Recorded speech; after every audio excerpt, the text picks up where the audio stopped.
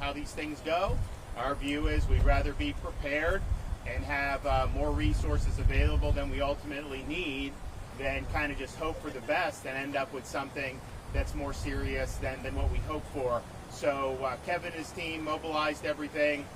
We were ready to go, and if you look at now the power, I think 650,000 have been reconnected to power, and there's about 30,000 that are out of power statewide after getting hit by a hurricane. And here we are just a day and a half later.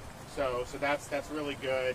We were able to do some things to mitigate some of the power outages on our end, which was I think helpful. And some of those other ones are going to be online. The electrical co-ops, they're looking at having 100% of their customers restored by tomorrow night. That would be a record time, particularly for the co-ops. So that's a really good thing. Now, as we were charting this path, we saw the path it was taking, similar to Hurricane Idalia 11 months ago, and it did impact the Big Bend region of Florida, making landfall near Steinhatchee, which was pretty close to where the eye of Idalia went over. But having looked at that, the amount of debris compared to what we saw with Idalia, and certainly with Ian, it's not even in the same ballpark. But what we've seen is with the amount of inundation in various parts of the state, that has created serious issues in pockets. So Sarasota and Manatee counties definitely were the first to, I think, really see significant flooding. We do anticipate, we saw some in north central Florida yesterday. We think we may see more as these rivers rise. So Kevin and his team are going to be responsive to that. We were here to be able to talk to some the business owners, some of the local folks, just to get a sense of the issues that they need.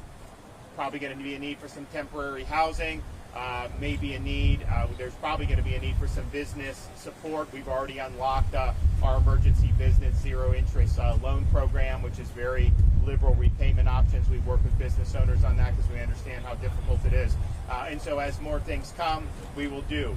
But we definitely have hundreds of people who had really significant flooding in their homes just in this area, and likely hundreds more in other parts of the state. Now, as you start talking about getting in the Big Bend in north central Florida, it's just a lot more rural than places down here on the west coast of Florida, from Naples up to Tampa Bay. That's just the reality of it.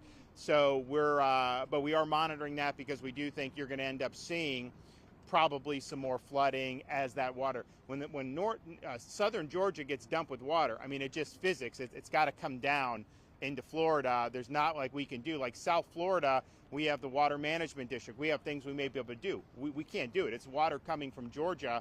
And so some of these rivers are going to rise. So FDOT is monitoring that. There's pumps available to clear the roads. Kevin and his team are there. We got search and rescue. All that stuff is there. But we do anticipate to see more things over the ensuing days. So I want to thank Kevin and his team. I think that they've done a really good job.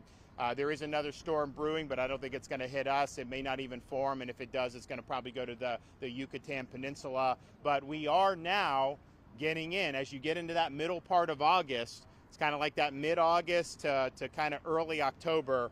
That is the highest rate of tropical activity every year for hurricanes. And so we're going to continue to be prepared for whatever may come our way in the future. Hopefully, knock on wood, we don't, but we're going to be prepared if it is.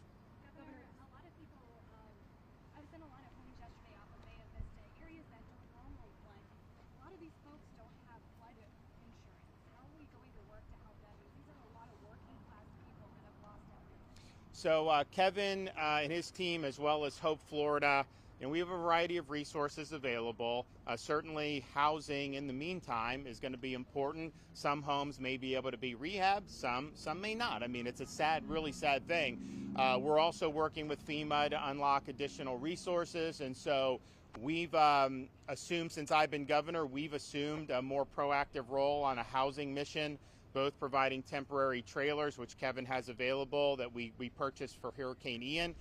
And then we also have programs in the state of Florida to help with home rebuild that had not existed prior to me becoming governor. So we're still surveying the damage, surveying the needs, but I think there's going to be a wide variety of resources. Of course, I can never guarantee, if somebody's in an area has no insurance at all, that we're going to be able to completely substitute for that. But I do think we have a lot of resources that'll really help people get back on their feet. And Governor, those folks that, like Senator Gruder's mentioned, that are east of the interstate, they're not in A, B, C, D flood zones. They are in zones that have never flooded historically. They said the drastic difference that they're seeing specifically in that area is a lot of development. A lot of people want to move to this area. A lot of people want to move to Florida. Is there anything that can be done on a statewide level to maybe investigate how this can be mitigated in the future? Well, so first of all, we've done. I started a program called Resilient Florida, which was helping provide matching funds. We've done billions of dollars to local communities to do things like mitigate this type of storm damage. It's just a reality that as the state grows, I get a kick out of there'll be a hurricane. Oh, the most expensive hurricane in history. Well, first of all, you have inflation, so what it would have been then there, but then you have way more development. You go back and look at the Labor Day hurricane from almost 100 years ago.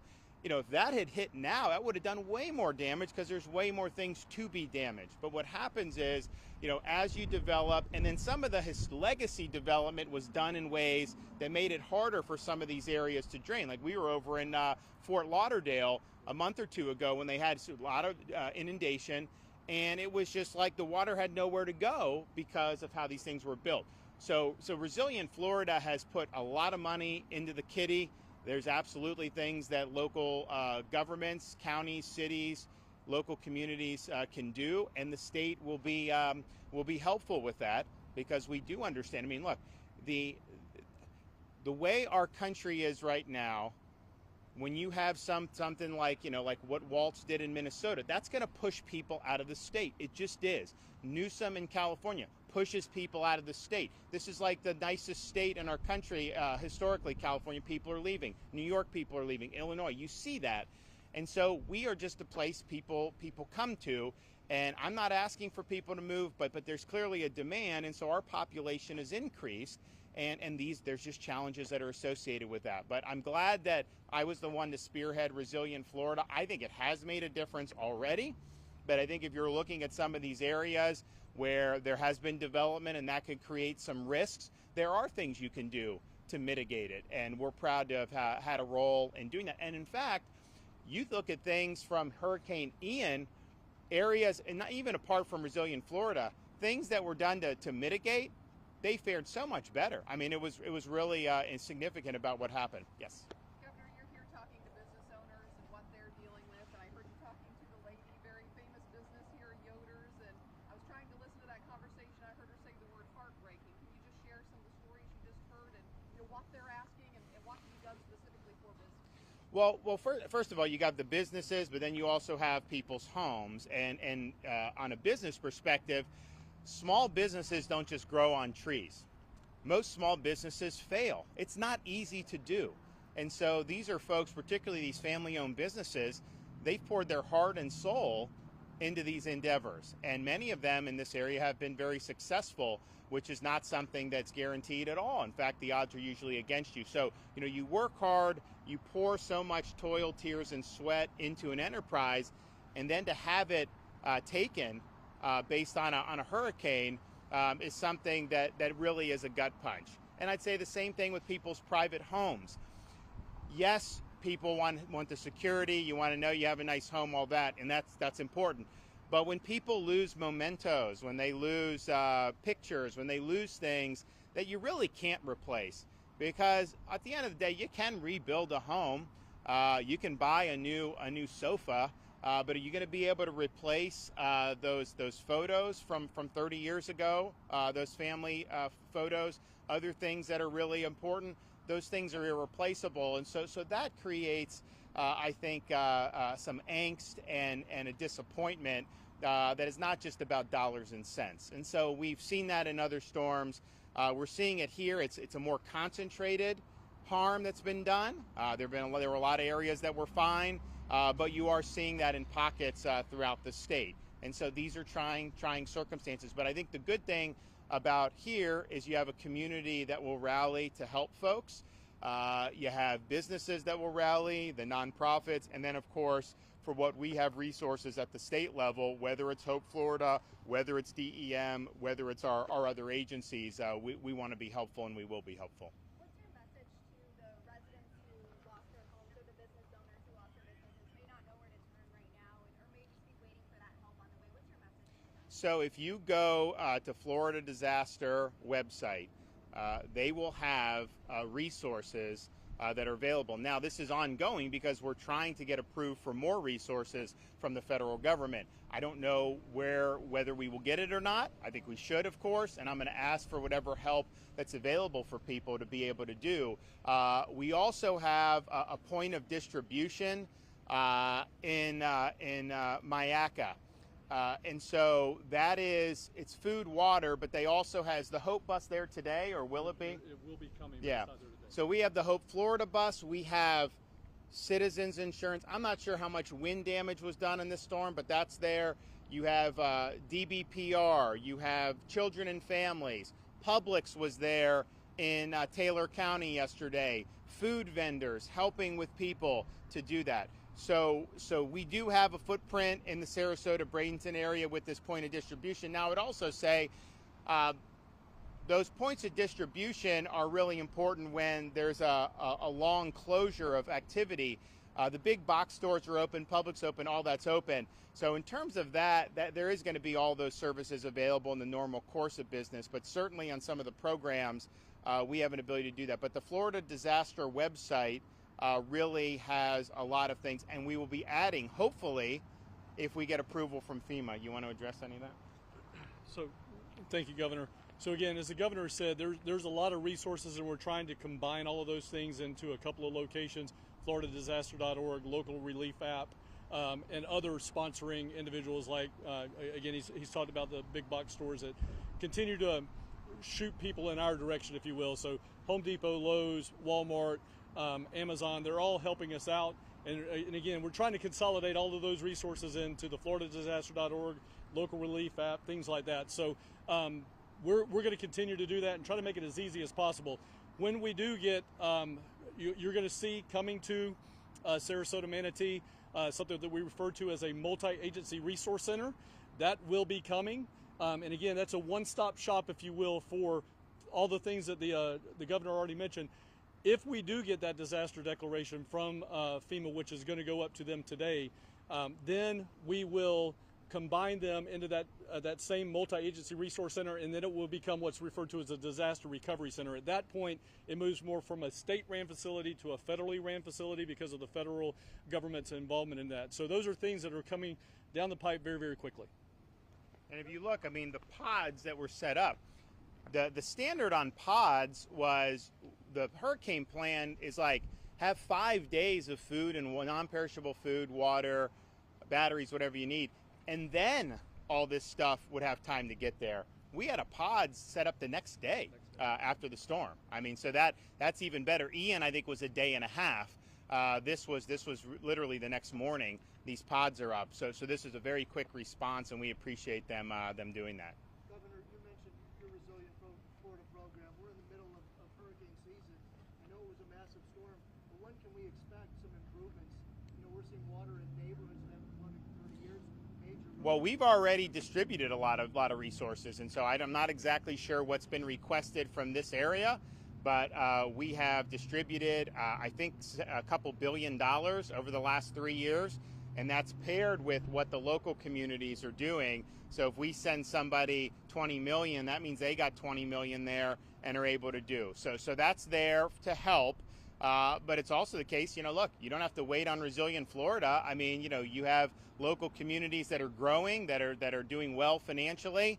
They have an opportunity to make these types of improvements too. And we would say, go ahead and do it. You don't gotta wait on Resilient Florida. There's a finite amount of money there. You guys know your needs, and go ahead and let her rip. I mean, we've leaned in on that because we understand that's an issue. We've leaned in on the transportation, moving Florida forward. We're accelerating road projects by a decade or more by putting a big cash infusion into that. We're proud of doing that. I think that's something that's really important. But ultimately, you know, you have the ability locally to make decisions independent from any of our programs, and we're here to help. But there may be other things you want to do as well. Governor, in terms of response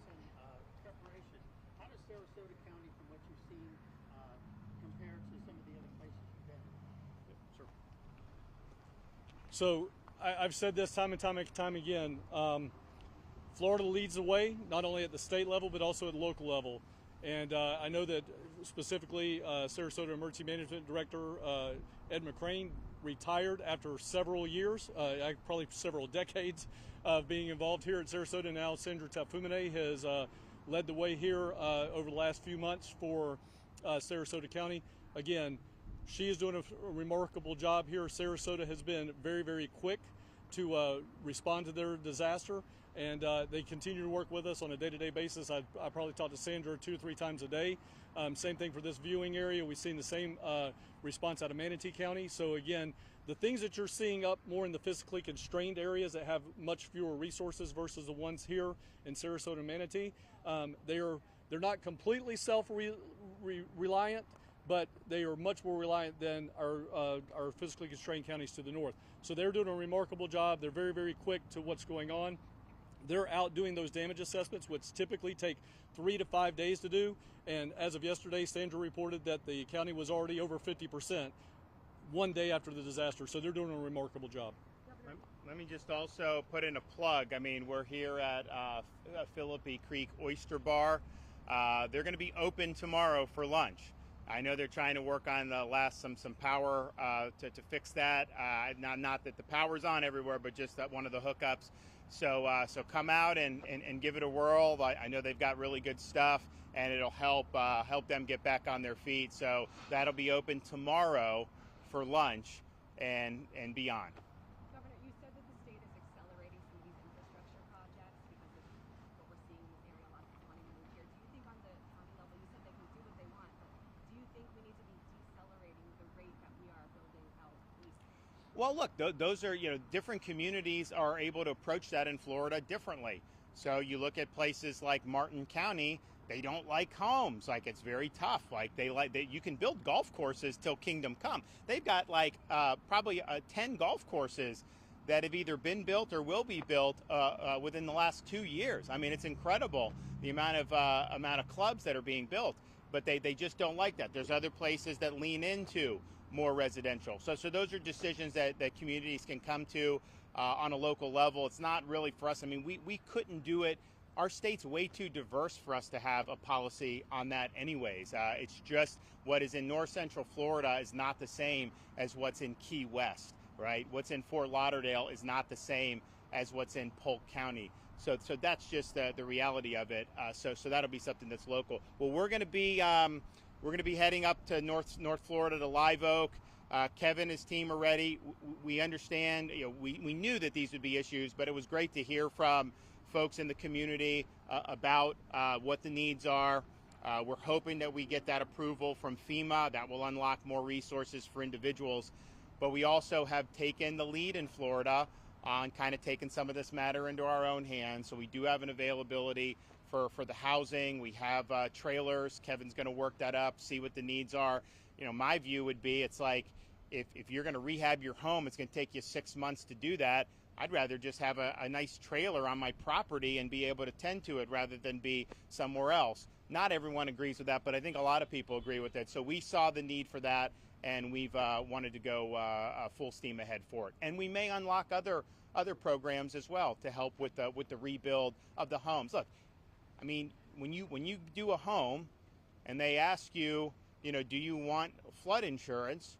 You look, does this place flood? And if it doesn't, it's a rational thing to say, well, why would I pay for something that's not going to happen? Why, you wouldn't buy earthquake insurance in Florida, just like people in California probably wouldn't buy the same type of tropical coverage that we have. So it's not like people were shirking. They were in spots where this was not something that had typically happened. Things are developing, so we're going to have to look and maybe give people a better sense going forward, just given how these areas have boomed. But we want to be helpful, and so Kevin and his team are going to be standing by. Hope Florida is going to be standing by, and we'll get everyone through this. We'll get it done. Thanks. All right, this way.